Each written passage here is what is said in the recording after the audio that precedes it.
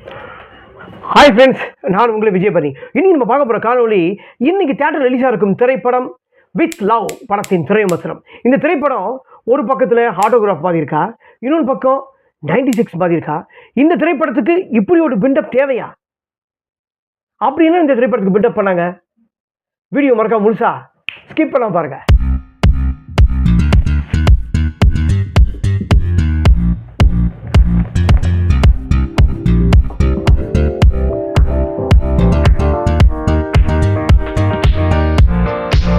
இந்த படத்தில் அபிஷன் ஜீவித்தன், அன்னைஸ்வரி ராஜன், சச்சின் நாச்சியப்பன், காவியா அனில், சரவணன், ஹரிஷ் நாகலட்சுமி, ஆர்ஜே ஆனந்தி மற்றும் பலர். இந்த படத்தில் ரைட்டர் அண்ட் டைரக்டர் மதன். இந்த படத்தோட இசை சீன் ரோல்டன். இந்த படத்தோட கதைன்னு சொன்னால், கதாநாயகனுக்கு கல்யாணமே ஆகலை. அதாவது கல்யாணம் பண்ணிங்கன்றாரு, அவரும் கல்யாணம் பண்ணிக்க மாட்டார். ஆனால் அவங்க அக்கா கம்பல் பண்ணனால பொண்ணு பார்த்து அமைச்சிருக்க. ஆனால் அந்த பொண்ணோட ஃபோட்டோலாம் அவனுக்கு கம்பலை, உனக்கு நீ ப்ளூ ஷர்ட்டை மட்டும் போட்டுன்னு போ, அந்த பொண்ணுக்கு நீ அடையாளம் தெரியும் அப்படின்னு சொல்கிறாங்க.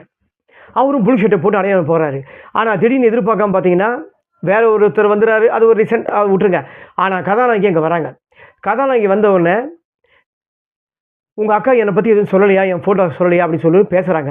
ரெண்டு பேரும் பேச்சுவார்த்தை வந்ததுக்கப்புறம் தான், உங்களை பற்றி நீங்கள் சொல்லுங்கள் அப்படின்னு சொல்லுவோம். உங்களுக்கு ஏற்கனவே ஏதாவது ஃபர்ஸ்ட் லவ் ஏற்பட்டுச்சா அப்படின்னு சொல்லும்போது, நான் +2 படிக்கிற காலத்தில் ஒரு பொண்ணை லவ் பண்ணேன், அனுஷான்ட்டு. ஆனால் அவங்க காதலை சொல்லத்துக்கு நான் எவ்வளோ இது பண்ணேன் அப்படின்னு சொல்லி ஸ்கூல் லைஃப் வருது. ஸ்கூல் லைஃப்பில் பார்த்தீங்கன்னா அந்த பொண்ணை ரொம்ப லவ் பண்ணுறாரு. லவ் ஒவ்வொரு இதுவும் சொல்லும்போதெல்லாம் பாருங்கள், அவங்களால சொல்ல முடியல. ஏன்னா யாராக இருந்தாலும் ஃப்ரெண்டாக பழகுவாங்க, ஃப்ரெண்டாக பேசுவாங்க. ஆனால் நம்மளோட காதலை சொல்லும்போது மட்டும் நம்ம அறியாமல் மனசில் ஹார்ட் படப்படன்னு அடிச்சிக்கும். ஹார்ட் பீட் டப் டப் டப்னு அடிச்சிக்கும். அந்த மாதிரி தான் யாராக இருந்தாலும், நடைமுறை வாழ்க்கையில் இருந்தாலும் சரி, அது படத்தில் இருந்தாலும் சரி. இப்போ இந்த நடைமுறை வாழ்க்கையில் ஒரு பொண்ணுக்கிட்ட லவ் சொல்கிறதுக்கு இன்னும் யாருக்கும் தைரியம் இல்லை. அந்த தைரியம் இல்லாதோடு தான் இந்த படம்லாம் நமக்கு செட் ஆகும் எல்லா காலத்துலேயுமே. அதான் அது மாதிரி தான். ஆனால் இவர் கூட இருக்கிற ஃப்ரெண்டு கதாபாத்திரம் இவருக்கே தெரியாமல் அந்த பொண்ணை லவ் பண்ணுறாரு. அந்த பொண்ணை லவ் பண்ணுறான்னு சொல்லிட்டு அவர்கிட்டவும் சொல்லியிருக்காரு. ஆனால் இவர் சொல்லாமையே இந்த பொண்ணை நம்ம காதலிக்கிறது சொல்லாமையே அவர் ஃப்ரெண்டு தான் லவ் பண்ணுறானா அப்படின்னு நினச்சிக்கிட்டு விட்டு கொடுக்கல. ஆனால் அவர் அறியாமல் அழுவார். எனக்கு காதலை சொல்ல முடியே சொல்லிட்டு அப்படிப்பட்ட இது அழுவாங்க. ஒரு கடத்தில் அவர் மறக்க முயற்சி பண்ணுறாரு. அதுக்கப்புறம் கதாநாயகி என்ன சொல்கிறாங்கன்னா, கதாநாயகி கேட்குறாரு, உங்களுக்கு இது ஆலைனா. அதுக்கப்புறம் தான் தெரியுது, கதாநாயகன் படிக்கிற ஸ்கூல்லையே தான் இந்த கதாநாயகி 10th படிச்சிருந்துருக்காங்க. இவங்களுக்கே தெரியாது. அது ஸோ இவங்களுக்கே தெரியாது. கதாநாயகி அவங்களும் ஒரு கட்டத்தில் பாலாஜின்னு ஒரு கதாபாத்திரத்தை உயிருக்கு உயிராக லவ் பண்ணுறாங்க. அவங்களும் லவ் சொல்கிறதுக்கு எவ்வளோ துடிப்பாங்க. ஆனால் சொல்ல முடியல. இவங்க சொல்லாமே காலத்தை கழித்துட்டு இவங்களும் காலேஜ் படித்து ஜாப்பில் செட்டில் ஆகிடுறாங்க. இவங்க கதாநாயகி ஜாப்புக்கு செட்டில் ஆகிடுறாங்க. ஆனால் இவங்க மீட் பண்ணும்போது இவங்களுக்குள்ளே என்ன ஒரு இது சொல்கிறாங்கன்னா, கண்டென்ட் இதுதான் புதுசு. அது நடைமுறைக்கு நமக்கு ஒத்துப்பட்டு வருமானம் தெரியாது. ஆனால் சினிமா பார்த்தா ஓகே. நடைமுறைக்கு என்ன ஒத்துப்பட்டு வருவாங்கன்னா, உன்னோட காதலி அனுஷா, அவளை நம்ம தேடி கண்டுபிடிக்கணும் எங்கே இருக்காங்கன்ட்டு. அவங்கள கண்டுபிடிச்சி அப்போ சொல்லாத லவ்வே நீ இப்போ அவங்கள பார்த்து சொல்லணும். கதாநாயகி ஷாக்காகிறான். எப்படி அவங்களுக்கு கல்யாணம் ஆகிடுச்சேன்னு. கல்யாணம் ஆனாலும் நம்ம போய் அவங்கள சொல்லணும், அவங்கள பார்க்குறோம் அப்படின்னு கதாநாயகி சொல்கிறாங்க. கதாநாயகி லவ் பண்ணுற பாலாஜி கதாபாத்திரத்தை கதாநாயகி என்ன சொல்கிறாரு, உன்னோட லவ்வரையும் நான் போய் பார்க்குறேன், யாரும் கண்டுபிடிக்கணும். கண்டுபிடிச்சி 2 பேர் லவ்வை போய் சொல்கிறோம். அவங்கள கண்டுபிடிச்சாங்களா இல்லையா, 2 பேர் லவ்வரை மீட் பண்ணாங்களா இல்லையா, காதில் சொன்னாங்களா, அதாவது கதாநாயகி கல்யாணம் ஆச்சா இல்லையா, அதாவது கதாநாயகி லவ் பண்ணுற ஃபர்ஸ்ட் லவ்வோட கதாபாத்திரத்துக்கு கல்யாணம் ஆச்சா இல்லையா, கதாநாயகி லவ் பண்ணுற பாலாஜி கதாபாத்திரத்துக்கு கல்யாணம் ஆச்சா இல்லையா. இதுதான் இந்த படத்தோட முழு கண்டென்ட்டுமே, முழு கான்செப்ட். இதை அழகான முறையில் சுவாரஸ்யமாக இந்த படத்தை கொண்டு போயிருக்காங்க. அதாவது எல்லா கதாபாத்திரமும் சப்போர்ட்டிங் கேரக்டர் ஆகட்டும், எல்லா கதாபாத்திரமும் நம்ம மனசில் ஆழமாக பதிஞ்சிருக்கும். எல்லாமே நல்லா ஜாலியாக கொண்டு போயிருக்காங்க படம்.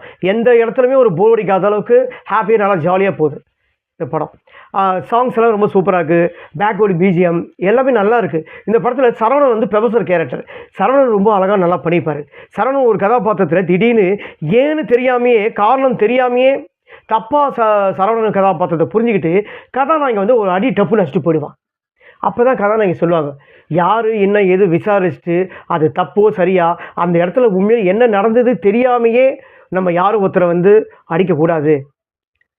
ஏன்னா அதுக்கப்புறம் உண்மை தெரிஞ்சதுன்னா நம்ம ரொம்ப வருத்தமாக இருக்கும். அந்த கதாபாத்திரம் அது உண்மை தெரிஞ்சதுக்கப்புறம் சரவணன் சார் கொடுத்த ரியாக்ஷன்ஸும் சரி, சீக்வன்ஸ் ஆகட்டும், அது தெரிஞ்சதுக்கப்புறம் நம்ம இப்படி ஒரு தப்பு பண்ணிட்டோமே அப்படின்னு சொல்லிட்டு ஸ்டூடெண்ட்டும் சரி, ரொம்ப ஃபீலிங். அந்த இடத்துலலாம் 2 பேருமே கதாநாயகனும் சரி, சரவணனும் சரி ரொம்ப அழகாக நடிச்சிருக்காங்க.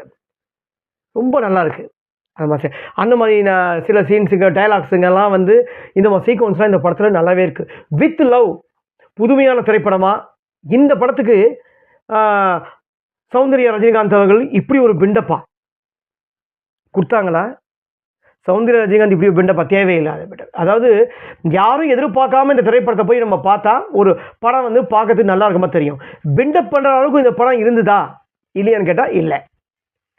அது நம்ம யாராக இருந்தால் சொல்லிடணும். ஏன்னா வந்து 96 சில காட்சிகள் சீன்ஸுக்கெல்லாம் வந்து 96 பார்க்குற மாதிரி இந்த திரைப்படம் கண்டிப்பாக இருக்குது. 96 பார்க்குற மாதிரியும் சரி, சில ஆட்டோகிராஃப் திரைப்படத்தை கண்டென்ட்டை அப்படியே மாற்றிருக்காங்க. அந்த ஆட்டோகிராஃப் பண்ணுறது என்னென்னா, நம்ம காலேஜில் சின்ன வயசுலேருந்து சந்தித்த ஆளுங்க அவங்க எல்லாரையும் வந்து நம்ம வந்து மறுபடியும் ஊராக எங்கே இருக்காங்க அவங்கள மீட் பண்ணி நம்ம கல்யாணத்துக்கு எல்லாரும் அந்த கல்யாணத்துக்கு வர வைப்பாங்க. இதில் வந்து அப்படியே மாற்றிருக்காங்க.